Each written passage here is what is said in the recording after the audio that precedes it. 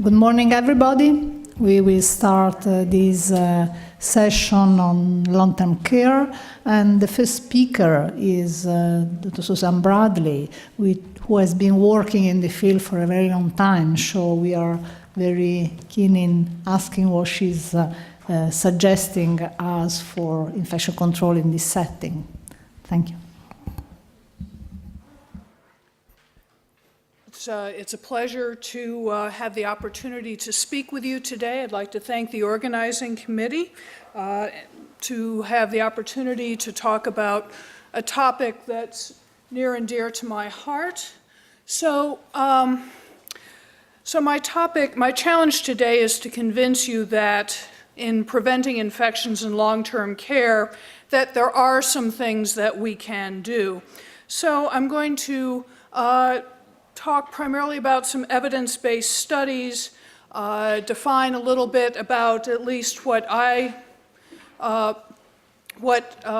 the long-term care facility types are primarily in the United States, because I realize that these kinds of facilities may differ worldwide.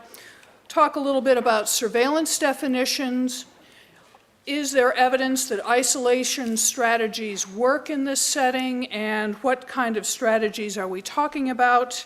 My colleague Andrew Wong is going to talk a little bit about hand hygiene, so I won't belabor that point. Is there evidence that antimicrobial stewardship works in long-term care? Some data about the use of chlorhexidine body washes in this setting, topics related to environmental disinfection, whether bundles are appropriate, and in what instances, some vaccination strategies and decolonization strategies. So there really are a number of things in long-term care that we can potentially do. But I think we have to remind ourselves that long-term care, chronic care facilities are not all the same. We know what we are talking about worldwide when we talk about acute care hospitals. These non-hospital chronic care settings serve a wide variety of populations with many different needs. So, for example, unskilled care, by that I mean patients who have a need perhaps for assistance with feeding or bathing, or just need a place to stay, would require unskilled care. They don't require the care of a nursing professional. Patients who just need rehabilitation with the goal that they will ultimately go home. Subacute care. These are patients in the United States who have left the acute care hospital. They no longer meet criteria for hospital stay, and they must complete their treatment plan in a chronic care facility. We call those patients subacute care. Patients on chronic ventilators, acute long-term care hospitals, or so-called LTACs. These are patients who are sick enough that they will never go to a traditional nursing home. And in the past, they used to stay in hospitals indefinitely. Now their chronic care is delivered in an LTAC. Patients who just require palliative or hospice care, there are some facilities that deliver care just for these specific populations. And then finally, nursing homes or chronic care facilities for patients with end-stage AIDS. Happily, that's a declining population, and more commonly, patients with dementia. So one of the big issues we talked about in the last session was, how do you even know how many infections are occurring in your chronic care facility, in your long-term care facility? And there have been three different definitions used to try to get at that information. Classically, we're all familiar with CDC definitions, which are primarily laboratory-based and were developed for acute care hospitals. Unfortunately, many long-term care facilities lack diagnostic access to diagnostics. They may have at least in the States, we may have a truck with an MRI or a CT scanner or radiology come to park outside the facility once every week or several weeks. Laboratories are often sent out to outside off-site facilities. So the McGeer criteria were developed in 1991 primarily to use clinically based criteria to make diagnoses of infections for surveillance purposes. And then finally, in the States, we have something called the minimum data set. This was a tool developed at the University of Michigan to help track patient clinical problems, because if you think about it, if a patient stays in a nursing home for months to years, how do you remember what their problems are? How do you know when they're resolved and how many are active? This tool was derived for that purpose, and some of the data in this tool contained infectious diagnoses. So some facilities used that as a surrogate for infection surveillance data, and I'll talk about that in a minute. So for facilities who don't use traditional CDC criteria, how accurate, how good are the McGeer criteria? This was a study done by Dr. Stevenson in 17 facilities with highly trained infection control personnel. And they gathered data from nursing rounds, review of charts, vital signs, antibiotic orders, and labs. And these trained personnel used the McGeer criteria to say, yes, there's an infection, no, there's not an infection, and their findings were compared against CDC gold standard in blind fashion.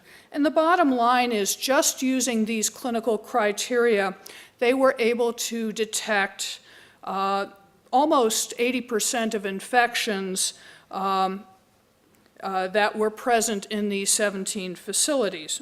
So the sensitivity is about 80%. Not perfect, but not bad either. And how accurate was their reporting? What was the specificity of the infections that they reported? They were actually present 99.5% of the time. So these clinically based criteria would, in theory, with highly trained personnel, detect about 80% of infections in long-term care. Now, we're in the process with the Shea Long-Term Interest Group. We've developed some revised McGeer criteria, which hopefully will be under review soon, and we hope that they'll be validated, and we'll see, based on whether these will help improve our ability to detect infections in long-term care. Now, what about use of administrative data for detection of infections in long-term care? This minimum data set I mentioned. When Dr. Stevenson, in a separate study in multiple nursing homes, compared the administrative data with McGeer criteria and active surveillance for UTI, the administrative data accurately detected a UTI only 14% of the time. It was useful as a negative predictive value, negative predictor, but the bottom line is we never advocated for minimum data set criteria to be used for infection surveillance. So for most facilities, the options are either CDC criteria or McGeer criteria.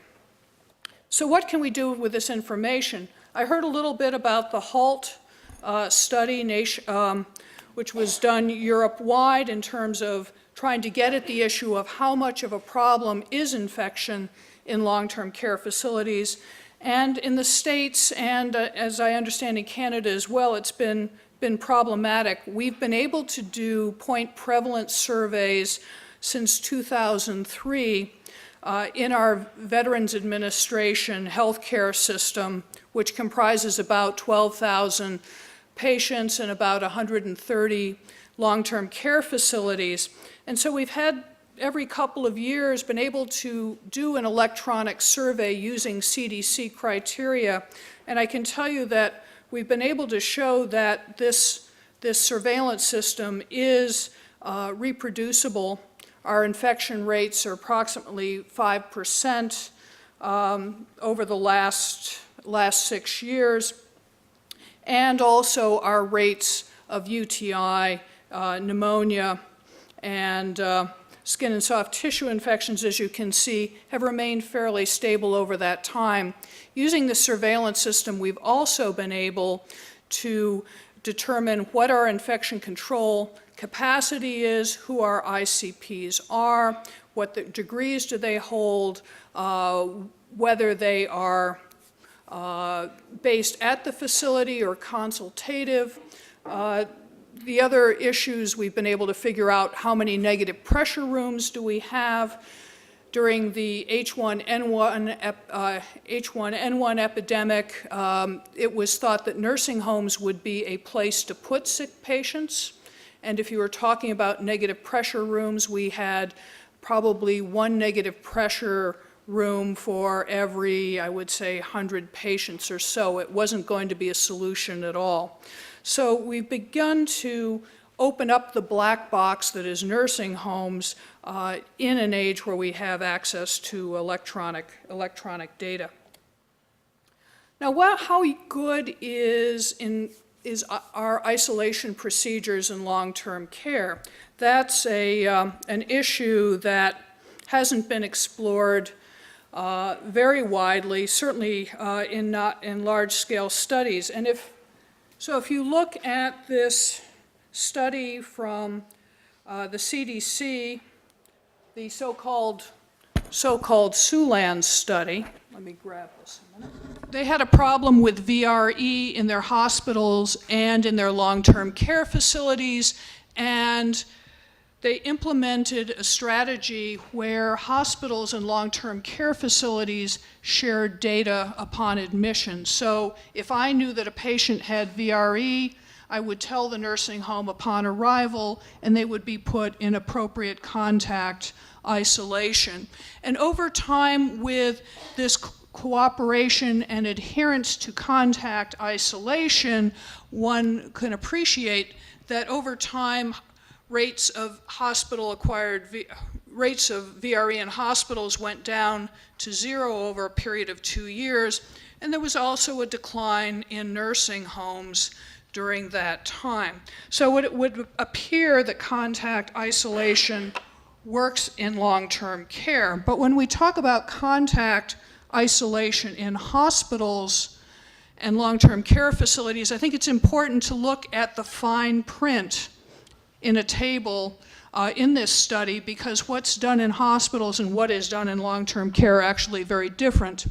In the long-term care facility, only 9% of patients were isolated in their rooms at all period of time, and they used what we would call modified CDC recommendations, which meant that they were able to go out and mingle with other people, which is important if you're living in this kind of facility. If you were able to wash your hands, you were continent of stool. If you had a colonized wound, or you had colonized urine, these were contained by a diaper or dressing, and that appropriate disinfection was used by patients and appropriate cleaning of equipment occurred. So, yes, VRE did decline in hospitals, and colonization decreased. I think the big question in my mind is, did VRE decline in long-term care facilities because transmission did not occur as a consequence of this isolation, or was there a reduction in the introduction of VRE into long-term care facilities because there was decreased acquisition in hospitals. And do I know that VRE infection decreased in long-term care? I don't know.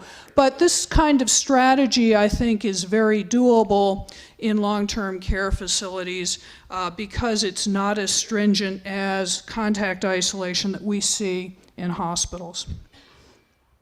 Now, there may be a different approach, but this hasn't been widely adopted. This was a study done on the use of universal gloving in long-term care facilities in Chicago. And what they recognized was that almost a half of the residents in this large facility had at least one multi-drug resistant pathogen. So most had MRSA, some had VRE or resistant gram-negatives. And basically, and the other problem was most of them had more than one organism, and very few of these patients had previously identified resistance. So they did two different things. One, they used traditional contact isolation, and on the other side, they said, okay, we can't always know what patients have an MDRO based on clinical cultures. So we're going to treat every patient as if they have something. So everybody is going to glove, wash hands before they go in the room, after they leave the room. The bottom line was that universal gloving for all patients, as opposed to contact isolation for identified patients, there really was no statistical difference. So the issue is, should we be using universal gloving for everybody? Should we be doing contact isolation for those that we know have colonization? It remains to be seen, but it is at least something that has been actively done that we should be considering.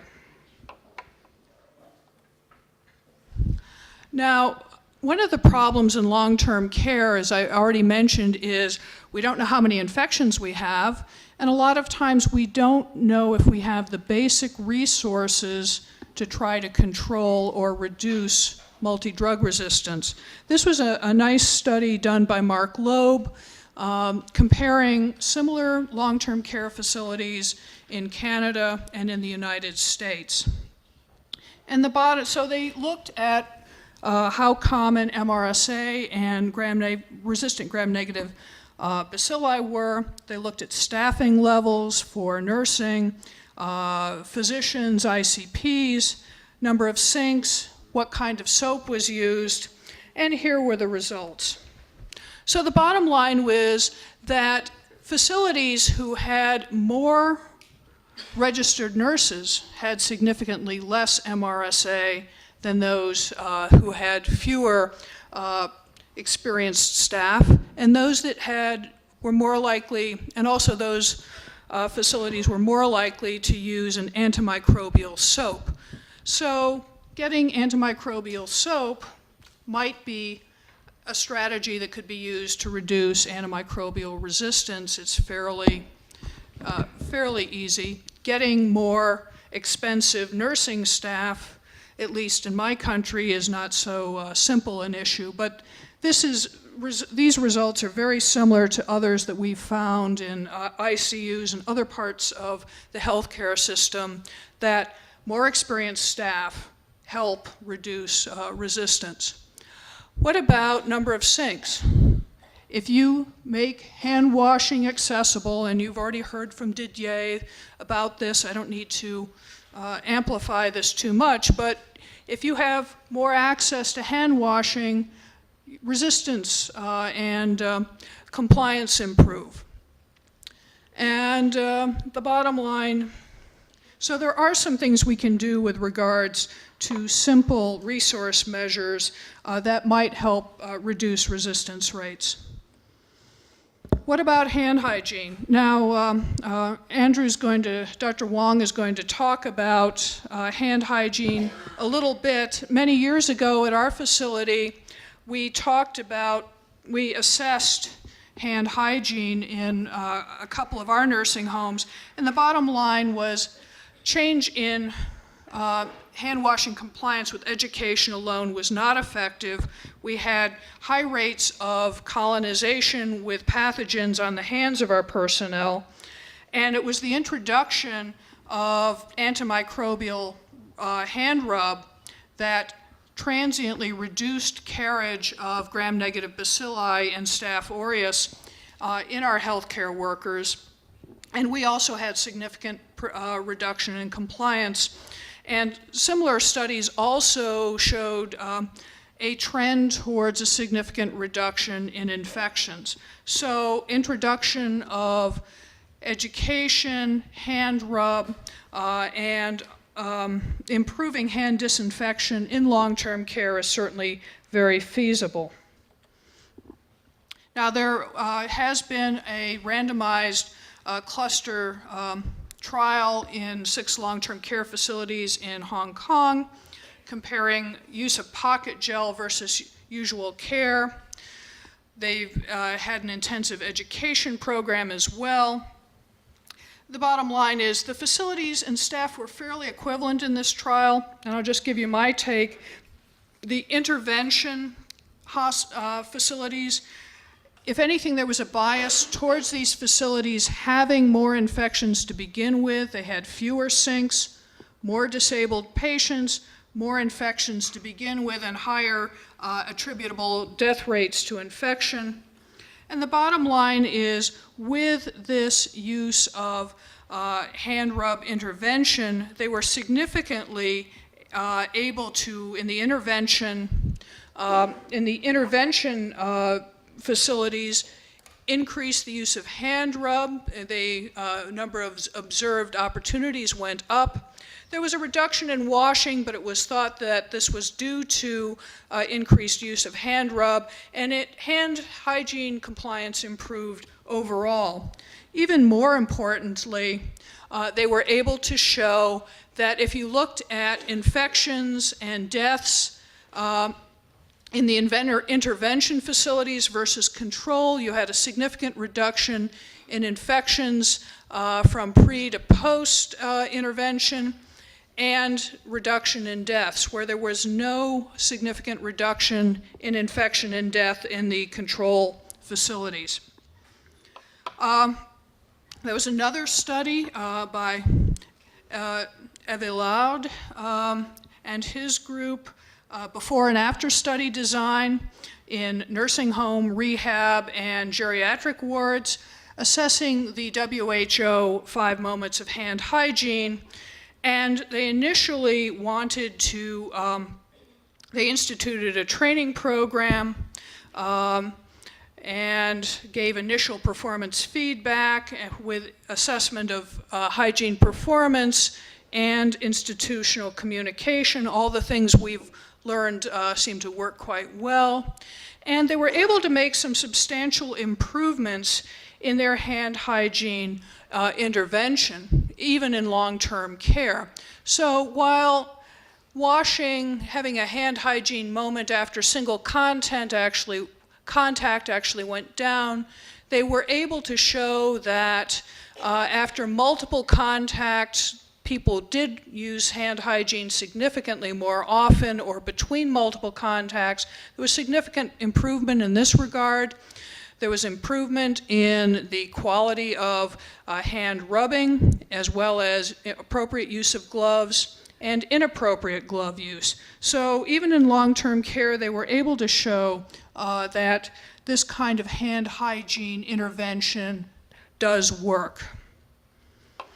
What about antimicrobial stewardship?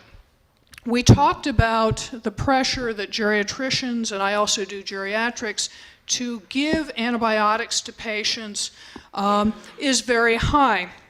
Now, back this is a study from Cleveland, Dr. Rice, many years ago, where they were having an increase in ceftazidime-resistant gram-negative bacilli, and they instituted a antimicrobial stewardship program with regard to ceftazidime.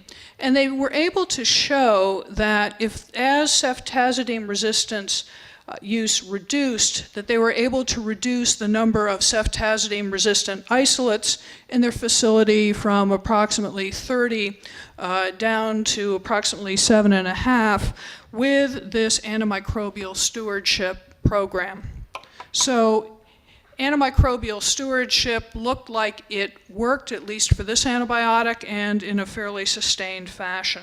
So again, there are some things we can do in long-term care. This is a very famous study during the emergence of C. difficile. The BI strains, it was noted that there was an increase in the number of C. difficile infections in long-term care facilities by Dr. Gaines of the CDC, and that this correlated with the change in quinolone use from levofloxacin to gadafloxacin, which has more anaerobic activity. And when they went back to levofloxacin, there was a significant drop in the number of C. difficile infections in that facility. So again, attention to the kinds of infections that you have, whether they correlate with antibiotic use and then antimicrobial stewardship, we can make a significant impact in long-term care. One of the major issues that Dr. Gavassi talked about was antibiotic use at the end of life, and it's a significant problem in long-term care. Whether we believe that antibiotics can contribute to increasing comfort at the end of the life is another issue, but this was a study done by Degata in patients who were truly at the end of life. They had severe dementia, their prognosis was awful, they were completely dependent on care by some other person. They could do nothing for themselves. And I think you can appreciate that 66% of these people had at least one antibiotic course and a mean of 4 courses for almost up to 50 days. And the most intensive antibiotic use that occurred in the 14 days just before their death, and we knew these people were going to die. So there's a significant amount of antibiotic use, at least in the States, in end-stage patients. And in contrast to the Netherlands, we use an awful lot of IV antibiotics. So here is an area, I think, of further investigation, education, especially during a time when we have fewer and fewer antibiotics, where we need to dialogue and decide, is this how we want to use our antibiotics? So, in any event, this is certainly an important issue for geriatricians, but I think infectious disease people need to be involved as well. What about chlorhexidine baths? We know there's been a lot of studies about use of chlorhexidine in the acute care hospital. Does it work in long-term care? I want you to note that this is a 2% chlorhexidine that was used, and it was used daily. There have been previous studies by Professor Wendt that used 4%, and there were a lot of reactions with the 4% topical. So with daily bathing, they were able to show a significant reduction in CVC-associated bloodstream infections. So this is the pre-intervention phase, and with the BSI rate, the bars represent ventilator days and VAP rates. With daily chlorhexidine bathing, they were able to show a significant reduction in bloodstream infections over time, not really any difference in ventilator-associated infections. And when they stopped the intervention, they went back to using shampoo to bathe the patients, and I think once a week chlorhexidine rates went up again. Again, no effect on VAP. So there is the potential that bathing with chlorhexidine might be useful if bloodstream infections is a significant problem in your long-term care facilities. Now, I should point out this is an LTAC. This is the long-term acute care hospital patient, which may be very different from our standard skilled nursing home patient. So what about use of environmental disinfection? This was a facility in Cleveland, again, where they had a problem with multi-drug resistant Acinetobacter present already in the facility, as mentioned by the pink bars, and then they had acquisitions as defined by the yellow bars, and they decided that they needed to do something different. So they used a device for vaporized hydrogen peroxide because they recognized that they had a lot of environmental contamination even after they did optimum education and training of their personnel to do terminal cleaning of the room after patients were discharged. With hydrogen peroxide, they showed a marked decrease in environmental contamination that was sustained over the course of a week. And then with reintroduction of patients, you can appreciate that the number of contaminated rooms increased. So there are potentially novel approaches to environmental disinfection that we might have to consider, especially when we're dealing with MDROs. Okay, it is possible to improve healthcare worker compliance with infection control procedures. This study from the UK looked at compliance with 10 standard infection control procedures related to Foley and nasogastric tube care, personal protective equipment, sharps, hand hygiene, and the like. The bottom line is with education and audits, they were able to improve that. They were not able to reduce MRSA prevalence, but they were able to improve compliance with infection control. I'm just going to skip that. There are other ways to deal perhaps with KPCs, and bundle approaches have been tried with some efficacy. I will leave that for discussion perhaps later, but a multifaceted approach can be used in long-term care to deal with these organisms. I think we're going to talk about vaccines, so I'm not going to belabor the point here. Let's talk about decolonization. The bottom line is, if you want to decolonize your patients of MRSA, good luck, my friend. You can use systemic antibiotics effectively, but at the cost of resistance and loss of drugs like rifampin.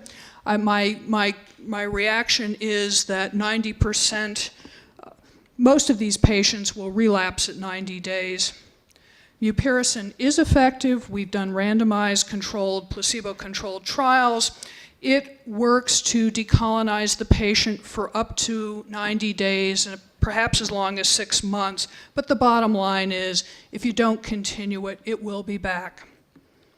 And we have not, usually they relapse with their same strain, and we have no evidence that it impacts on infection. So the bottom line is we can do a lot. National surveillance, international surveillance, I think we've already shown is very feasible. We need better definitions that can be used by all facilities. I think the HALT trial indicated that was an issue. Isolation, there may be some ways to improve there. We've got some options for patient disinfection, environmental disinfection. We need to push our governments that we need to increase experienced healthcare workers, not decrease them, and that may have an important impact on resistance. Hand hygiene, we're going to discuss later. Antimicrobial stewardship, there is evidence it works in long-term care. And finally, we need to optimize vaccination, healthcare workers, and MRSA. As I say, if you've got problems, you can try it. It may work temporarily, but I would not assume that you've eradicated the organism permanently. With that, I will stop. Again, my apologies for going over. Thank you very much.